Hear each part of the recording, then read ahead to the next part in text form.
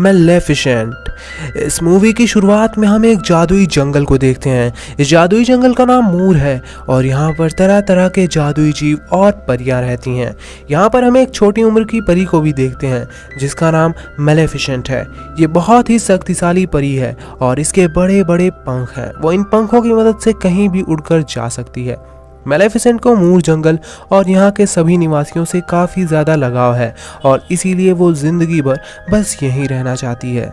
मूर जंगल की सरहद के पार एक किंगडम है जहाँ पर इंसान रहते हैं। यहाँ के राजा का नाम हेनरी है और वो मूर जंगल पर राज करना चाहता है क्योंकि मूर जंगल में बहुत सारा खजाना है। एक दिन जब मेलेफिसेंट मूर जंगल में घूम रही होती है तो उसे पता चलता है कि मूर जंगल में एक इंसान आ गया है जिसने यहाँ से एक हीरा चुरा लिया है।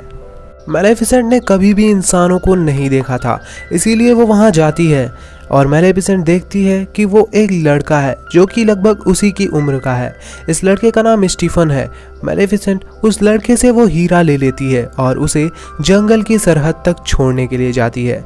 जाने से पहले स्टीफन कहता है कि मेरी इच्छा है कि मैं किसी दिन अपने किंगडम का राजा बनूं। स्टीफन मेलेफिसेंट से कहता है कि मैं तुमसे मिलने के लिए वापस आऊँगा। स्टीफन मेलेफिसेंट से हाथ मिलाता है लेकिन तभी मेलेफिसेंट को एक ज़ोर से झटका लगता है क्योंकि स्टीफन के हाथ में एक लोहे की रिंग थी। मेलेफिसेंट बताती है कि लोहा परियों को भस्म कर देता है। ये सुनकर स्टीफन अपनी रिंग को फेंक देता है और उसे गुड बाय कहकर यहाँ से चला जाता है। इसके बाद स्टीफन अक्सर मेलेफिसेंट से मिलने के लिए मूर जंगल में आने लगा। धीरे धीरे ये दोनों काफ़ी अच्छे दोस्त बन गए। ये साथ में खेलते और काफ़ी मस्ती करते। मेलेफिसेंट के 16th बर्थडे पर स्टीफन ने उसे किस किया। वक्त के साथ ये दोनों बड़े हो गए।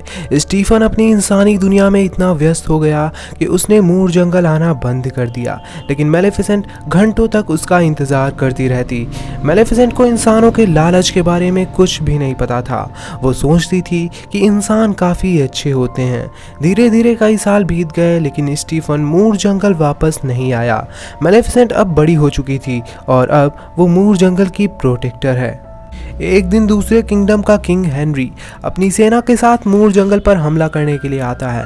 मेलेफिसेंट अपने जंगल की प्रोटेक्टर थी और इसीलिए वो वहां जाकर उनसे रुकने के लिए कहती है, लेकिन किंग हेनरी उसकी बात नहीं मानता और उसका मजाक उड़ाता है और अपने सैनिकों से कहता है कि जाओ इसे ख़त्म कर दो। तब मेलेफिसेंट अपनी जादुई शक्तियों से वहाँ पर डार्क क्रिएचर्स को बुला लेती है। वो सभी डार्क क्रिएचर्स इंसानों की सेना को पूरी तरीके से ख़त्म कर देते हैं और बाकी बचे सिपाही वहाँ से अपनी जान बचाने के लिए भाग जाते हैं। मेलेफिसेंट किंग हेनरी को भी काफ़ी ज़्यादा जख्मी कर देती है लेकिन किंग किसी तरह यहाँ से भाग जाता है। अब चूँकि किंग काफ़ी ज़्यादा जख्मी हो गया था इसीलिए वो मरने की कगार पर आ जाता है। वो अपने सभी सैनिकों को बुलाता है और कहता है कि जो कोई भी मेलेफिसेंट को मारकर मेरा बदला लेगा मैं उसकी शादी अपनी बेटी से करा दूंगा और उसे इस किंगडम का राजा बना दूंगा। यहाँ पर स्टीफन भी इन सब की बातें सुन रहा होता है। अगली सीन में हम देखते हैं कि स्टीफन मूर जंगल जाता है जहां वो कई सालों के बाद मेलेफिसेंट से मिलता है। वो मेलेफिसेंट से इस बात के लिए माफ़ी भी मांगता है और मेलेफिसेंट उसे माफ़ कर देती है क्योंकि कहीं ना कहीं वो स्टीफन से प्यार करती थी। इसके बाद ये दोनों खूब बातें करते हैं। बातें करने के दौरान ही स्टीफन मेलेफिसेंट को पानी देता है जिसमें नींद की गोली थी। पानी पीते ही मेलेफिसेंट सो जाती है और स्टीफन उसके पंख काट देता है। सुबह जब मेलेफिसेंट को होश आता है तो उसे काफ़ी दर्द हो रहा होता है। वो देखती है कि उसके पंख उसके पास नहीं हैं। वो पूरी तरीके से टूट जाती है। उसे काफ़ी दुख होता है क्योंकि उसकी सबसे प्रिय चीज़ अब उससे छिन चुकी है। वहीं दूसरी तरफ हम स्टीफन को देखते हैं जो कि मेलेफिसेंट के कटे हुए पंखों को किंग हेनरी के पास ले जाता है और उससे कहता है कि मैंने आपका बदला ले लिया है। अपने वादे के मुताबिक किंग अपनी बेटी की शादी स्टीफन से करवा देते हैं और उसे यहाँ का किंग बना देते हैं। वहीं मेलेफिसेंट जो पहले अपने पंखों के सहारे कहीं भी आ जा सकती थी अब उसे हर जगह पैदल ही चलकर जाना पड़ता है। एक दिन सुबह मैलेफिसेंट देखती है कि एक इंसान कौवे का शिकार कर रहा है। मैलेफिसेंट अपने मैजिक से उस कौवे को इंसान में बदल देती है और ये देखकर शिकारी वहाँ से डरकर भाग जाता है। वो कौवा अपना नाम डिएवल बताता है और उसकी जान बचाने के लिए मैलेफिसेंट का सर्वेंट बन जाता है। मैलेफिसेंट उसे इंसानों के किंगडम में जाने के लिए कहती है। डिएवल वहाँ जाता है और वापस आकर मैलेफिसेंट को बताता है कि स्टीफन वहाँ का किंग बन चुका है। मैलेफिसेंट को पता चल जाता है कि स्टीफन ने राज्य को पाने के लिए ही उसके पंख काट दिए। इस बात से मैलेफिसेंट को काफ़ी ज़्यादा गुस्सा आ जाता है और वो मूर जंगल को एक डार्क किंगडम में बदलकर वहाँ पर राज करने लगती है। धीरे धीरे काफ़ी वक्त गुजर जाता है। किंग स्टीफन के एक बेटी होती है और इसीलिए वो एक बहुत बड़ा जश्न रखते हैं जहाँ पर वो किंगडम के सभी लोगों को बुलाते हैं। डिएवल के द्वारा मैलेफिसेंट को पता चलता है कि किंग स्टीफन के एक बेटी हुई है, इसीलिए वो वहाँ जाने का फैसला करती है। दूसरी तरफ महल में जश्न शुरू हो जाता है। यहाँ पर 3 नन्ही परियां भी आती हैं। इनमें से एक परी उस बच्ची को, जिसका नाम अरोरा है, उसे ये वरदान देती है कि वो काफ़ी खूबसूरत बने।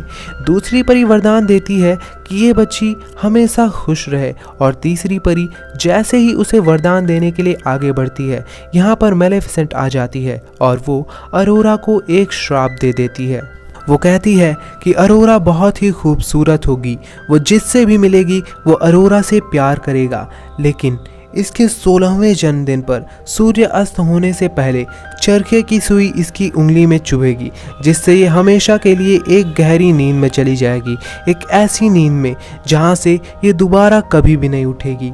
स्टीफन मैलेफिसेंट से भीख मांगता है कि वो ऐसा ना करे।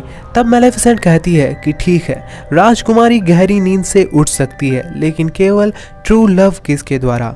मैलेफिसेंट यहाँ पर यह भी कहती है कि इस पृथ्वी की कोई भी शक्ति इस श्राप को खत्म नहीं कर सकती और ये श्राप तब तक अस्तित्व में रहेगा जब तक समय का अस्तित्व है। और इसके बाद मैलेफिसेंट यहाँ से चली जाती है। किंग स्टीफन महल के सभी चरखों को नष्ट करके उन्हें महल के सबसे निचले तहखाने में बंद करवा देता है।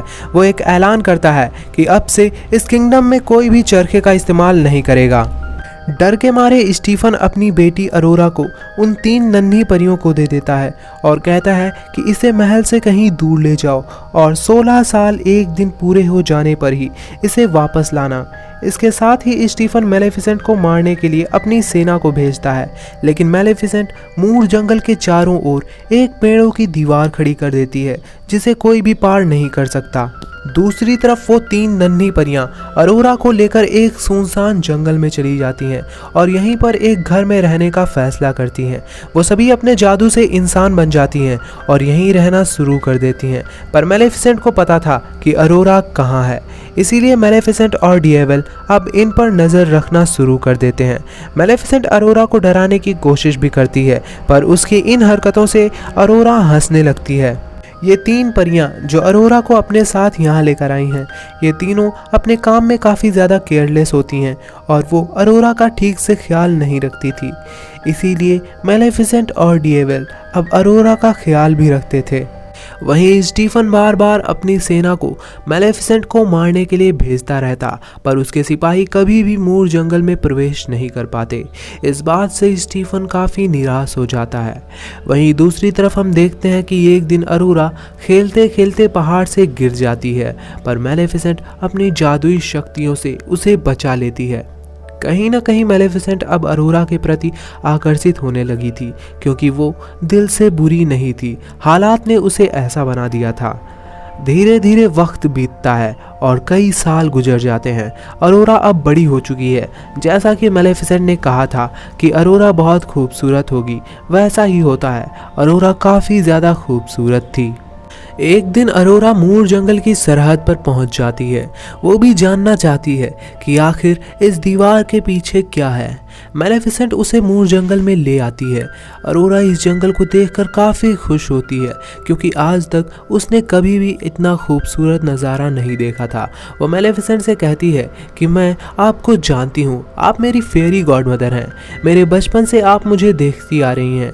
अरोरा कहती है कि आपके साथ जो कौवा है मैं उसे भी जानती हूँ। इसके बाद अरोरा अक्सर मूर जंगल आने लगी। वो यहाँ पर काफ़ी खुश हो जाती थी और उसकी यहाँ के सभी जानवरों से दोस्ती भी हो गई थी। मैलेफिसेंट अब अरोरा को प्यार करने लगी थी, इसीलिए वो अपना श्राप वापस लेने की कोशिश करती है, लेकिन वो इसमें नाकामयाब होती है क्योंकि उसी ने श्राप देते वक्त कहा था कि कोई भी शक्ति इस श्राप को ख़त्म नहीं कर सकती। इस बात से मैलेफिसेंट को काफ़ी दुख होता है क्योंकि वो अरोरा को खोना नहीं चाहती। वहीं दूसरी तरफ स्टीफन अब पूरी तरीके से अपना मानसिक संतुलन खोने लगा था। वो अक्सर मैलेफिसेंट के कटे हुए पंखों के सामने बैठकर उनसे बातें करता रहता। वो कहता कि मुझे पता है कि जब तुम्हारा श्राप बेअसर हो जाएगा तब तुम मुझे मारने के लिए आओगी और उसके लिए मैं तैयार हूँ। इसी दौरान स्टीफन की वाइफ की मृत्यु हो जाती है, पर स्टीफन को इस बात से कोई फर्क नहीं पड़ता। वो अपने आप में ही बिजी रहता है। एक दिन जब अरोरा मैलेफिसेंट के साथ होती है तो मैलेफिसेंट से पूछती है कि बाकी परियों के पंख हैं पर आपके क्यों नहीं। तब मैलेफिसेंट उससे बताती है कि मेरे भी पंख थे, वो काफ़ी बड़े थे और मुझे आसमान की गहराइयों तक ले जाते थे। मुझे उन पर भरोसा था पर किसी ने मुझसे मेरे पंख चुरा लिए।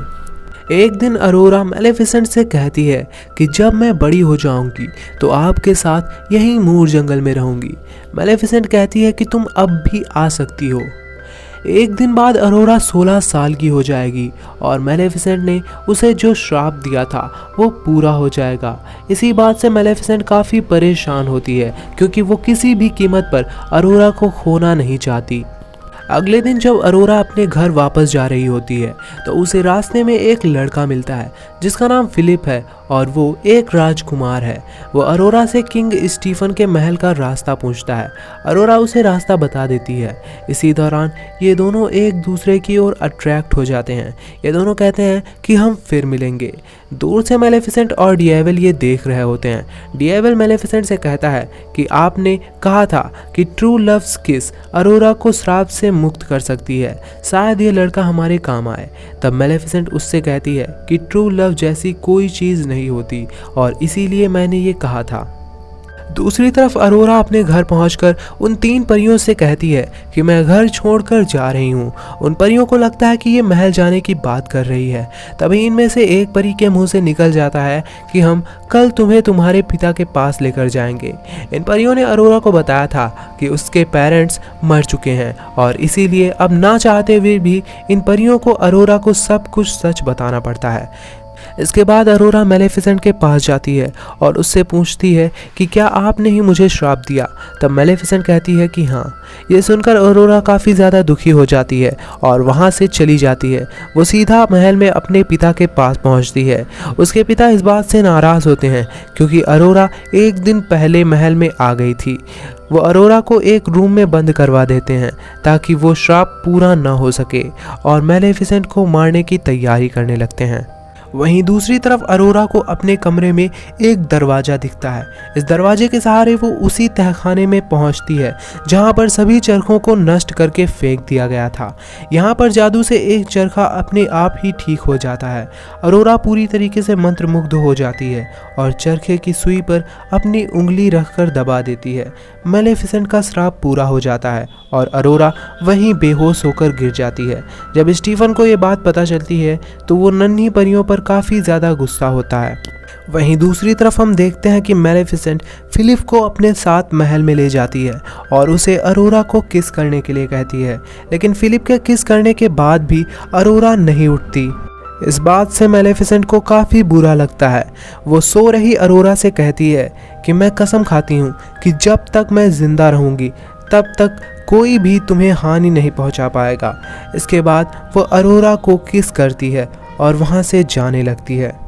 तभी अरोरा को होश आ जाता है और वो कहती है, हेलो गॉड मदर। दरअसल अरोरा और मैलेफिसेंट के बीच ट्रू लव था, इसीलिए उसका श्राप खत्म हो गया। इसके बाद ये दोनों महल से जाने लगते हैं, पर तभी स्टीफन के लोग मैलेफिसेंट के ऊपर एक जाल फेंक देते हैं जो कि लोहे का होता है।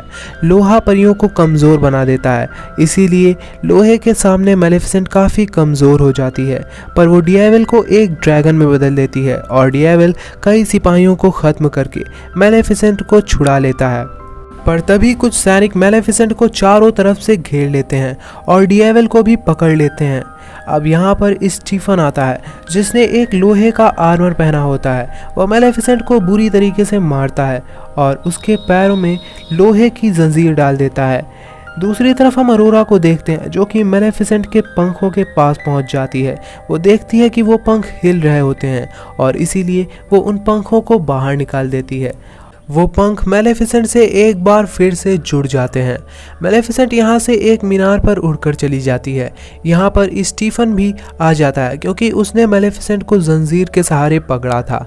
यहाँ पर मेलेफिसेंट स्टीफन को मार सकती थी लेकिन वो ऐसा नहीं करती, वो उसे माफ़ कर देती है और यहाँ से जाने लगती है।